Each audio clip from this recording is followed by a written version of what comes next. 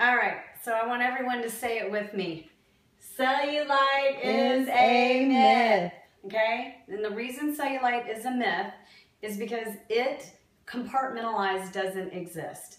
Cellulite is the result of tight fascia. So many of you just did a Scooby-Doo fascia. So let me explain to you the human anatomy, and then I'll show you how the fascia is actually the root cause of cellulite. In fact, I don't even like to use the word cellulite. I like to use the word fascial distortion because that's more accurate, okay? So this picture right here, I want you to pretend like you're looking at a thigh, okay? So we have skin on both sides. Going through the skin and down to the bone, we have layers of fascia denoted in the red, and then we also have the interstructural fascia also denoted in the red, okay? So all of these layers in between is your muscle, okay? And I didn't put it on here, but just to note real quick, all flowing through the fascia, where these purple lines go, is our blood and nerve, okay?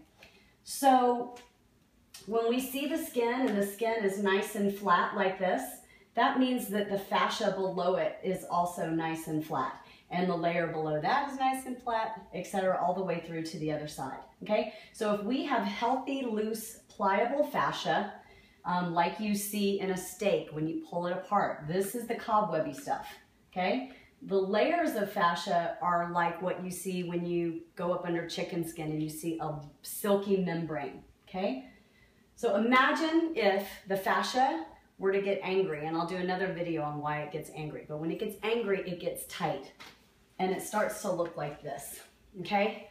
So in those membranes that run through in the layers, they actually get what's called adhesions, okay?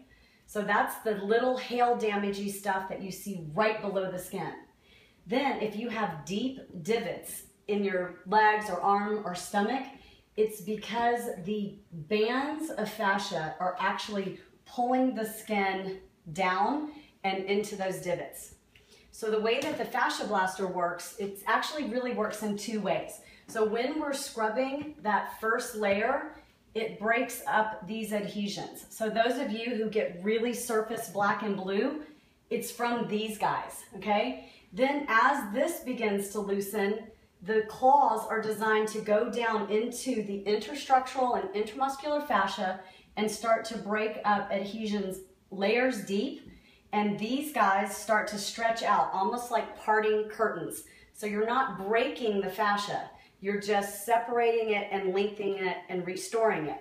And remember, all of the blood and nerve supply to the skin comes up through these layers. So in essence, when you restore the skin to smooth, you're also restoring that blood supply to the skin, and you're getting rid of these adhesions, and you're loosening the bands.